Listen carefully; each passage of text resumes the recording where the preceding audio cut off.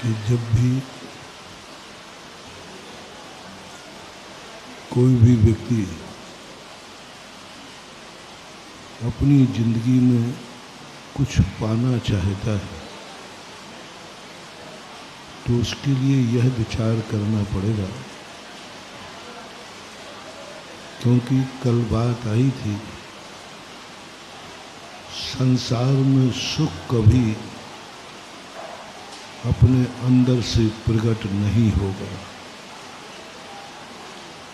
संसार के जितने सुख हैं सब नैमित्तिक हैं। संसार में कोई भी दुख अंदर से नहीं आएगा, वो भी नैमित्तिक है। दुखी आत्मा होगी लेकिन दुख आत्मा में आत्मा का नहीं होगा। दुखी आत्मा होगी लेकिन दुख आत्मा का नहीं होगा। सुखी आत्मा की होगी लेकिन सुख आत्मा का नहीं होगा। इसलिए पूज्यवर कुंदकुंद भगवान ने जितने सांसारिक भाव हैं इनको पौद्गलिक कहते हैं। ये आत्मा के स्वभाव नहीं, आत्मा में प्रकट होते हैं लेकिन आत्मा के नहीं। कई कार्य ऐसे होते हैं लेकिन वो स्वयं करता है लेकिन वो स्वयं का कार्य नहीं होता। एक मजदूर मजदूरी करता है, स्वयं करता है, लेकिन उस मजदूरी का कार्य स्वयं का नहीं होता। एक मिस्त्री मकान बनाता है, स्वयं मेहनत करता है, स्वयं थकता है, लेकिन वह कार्य उसका स्वयं का नहीं होता, उस कार्य का मालिक कोई दूसरा होता है। ऐसा ही सब चीज़ों में लगा लेना चाहिए। कोई भी कार्य स्वयं के लिए कोई कर नहीं सकता और अपने आप उत्पन्न हो नहीं सकता। ये एक माँ के गर्भ में बेटा पलता है, माँ दुख उठाती है, माँ उसका पालन करती है, लेकिन उस बेटे को गोत्र जो मिलता है माँ का नहीं मिलता, पिता का गोत्र मिलता है। एक नारी अपना पीहर छोड़ के ससुराल आई है, उसे भी अपना गोत्र बदलना पड़ता है, क्योंकि जिस व्यक्ति का सुख, जिस व्यक्ति की जिंदगी पराधीन होती है उसको उसी रूप में ढलना पड़ता है, उसका कार्य करना पड़ता है। क्योंकि हमारे पास स्वतंत्र जिंदगी बिताने की शक्ति नहीं है, अतः हम दूसरे के घर जाते। कन्या स्वयं अपनी जिंदगी नहीं जी सकती, इसलिए उसे दूसरे के घर में जाकर जिंदगी व्यतीत करना पड़ती है, तो उसे उस घर का गोत्र स्वीकार करना पड़ता है। अपने माँ बाप का, अपने जन्म का गोत्र का त्याग करना पड़ता है। कितनी बड़ी बात। जिसके शरीर का, जिसके शरीर में खून है जिसका, उस पिता का गोत्र त्यागना पड़ता है। जिस माँ के दूध से शरीर बड़ा हुआ उस माँ के गोत्र को त्यागना पड़ता है। मात्र एक वीकनेस है कि वह जिंदगी स्वयं पीहर में रह के नहीं बिता सकती, ये कमजोरी है। नारी की जिंदगी में सबसे बड़ा अभिशाप है कि उसकी जिंदगी की सबसे बड़ी कमी है, जिस माँ बाप से उसने जन्म लिया उसी का गोत्र छोड़ देती है। जिस माँ बाप ने जिंदगी 25 साल पढ़ाए, जब उसकी ज़रूरत हुई तभी वह घर छोड़कर पली किसी के घर में, पुसी किसी के घर में, और अंत में सेवा दे रही है। ये सबसे बड़ी जिंदगी का बहुत बड़ा अभिशाप कहो।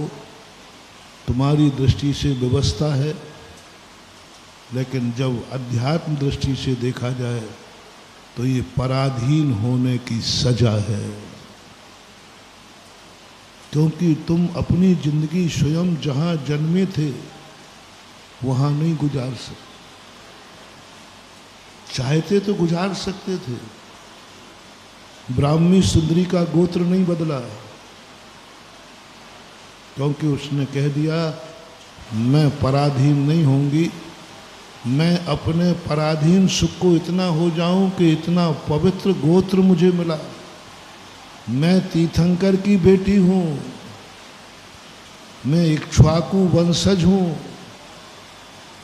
मैं तीर्थंकर का गोत्र मुझे मिला, और मैं छोटे से सुख के कारण इतने बड़े पुण्य को ठुकरा दूं और तीर्थंकर का गोत्र छोड़ करके किसी, क्योंकि उसको दूसरा तीर्थंकर का कुल तो मिलने वाला, तीर्थंकर की बेटी को तीर्थंकर ही ससुराल मिलेगी। पिता तीर्थंकर तो ससुर भी तीर्थंकर होंगे। हो ही नहीं सकता, हो ही नहीं सकता, क्योंकि दो तीर्थंकर एक मोहल्ले में।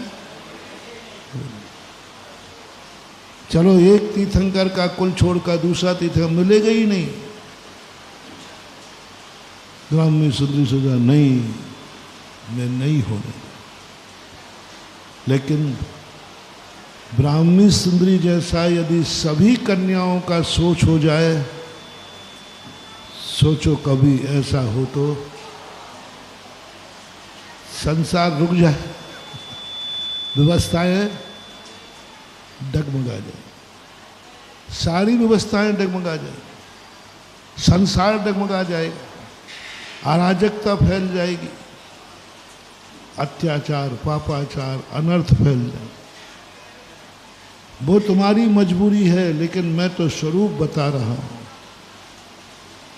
ये कन्या की, मैं एक कन्या का उदाहरण देकर तुम्हें समझा रहा हूं, एक मिस्त्री का उदाहरण देकर तुम्हें समझा रहा हूं, एक मजदूर का, नौकर का उदाहरण देकर अपनी आत्मा को समझा रहा हूं। कैसी जिंदगी पूरी मिस्त्री ने पसीना बहा बहा करके रिक्श लेकर पहाड़ पर चढ़ चढ़ करके महल बनाया, लेकिन उस महल में उसका कहीं नाम, बस शाम को मजदूरी देकर उसकी सारी मेहनत को निपटा दिया। बोले साहब मैंने इस मकान पर मेहनत की है, कितनी रिक्श उठाई है, पहाड़ पर चढ़ करके पलस्तर किया है, कितनी सस्ती है उसकी जिंदगी, कितना सस्ता है उसका जीवन, कितना सस्ता है उसका पसीना। इतनी रिक्श उठा करके 5वीं मंजिल पर पलस्तर किया, उतर के आया तो उसे 500 रुपया में निपटा दिया। उसकी वह रिक्श मेहनत कितने की थी? अब 700 देते होंगे, हमें पता नहीं, 1000 कर लो, कोई बात नहीं। एक मजदूर, एक मिस्त्री की जिंदगी की कीमत 1000 रुपया, बस 1000 रुपया। वो मालिक नहीं बन सका। उस मिस्त्री मजदूर ने, बेलदार ने उठा करके सीढ़ी चढ़ चढ़ करके 5वीं मंजिल पर पहुंचा, ईंट लेकर के उसको 200, 300 रुपया, 500 रुपया दे करके उसकी सारी मेहनत और पसीने को कितना सस्ता कर दिया, कितना सस्ता कर दिया। क्योंकि वो बदकिस्मती है कि उसको रोजी रोटी स्वयं की नहीं मिलना है, उसे दूसरे को करके कार्य दूसरे का करेगा। जब जब हम दूसरे का कार्य करेंगे और दूसरे का कार्य जब करें, दूसरे के कार्य करेंगे, तभी मेरे सुखी हो पाऊंगा। दूसरे का मकान बनाऊंगा तभी मैं रोटी खा पाऊंगा। दूसरे के यहाँ कार्य करूंगा तभी मैं सुखी हो जाऊंगा।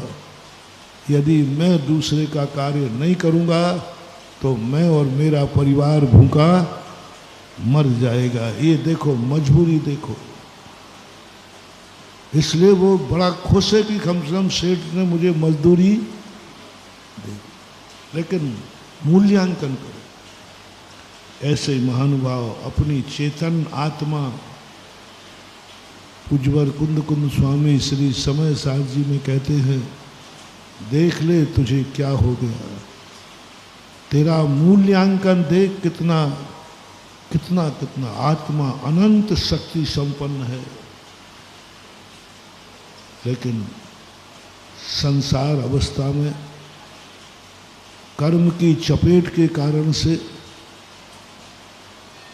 आत्मा को जो भी सुख उठाना है पर का कार्य करना पड़ेगा। जय जिनेंद्र। अगर आपको मेरी वीडियो अच्छी लगती है तो प्लीज़ मेरे चैनल को सब्सक्राइब करिए, लाइक करिए, शेयर करिए। इसी तरह से अपना प्यार मुझे देते रहिए।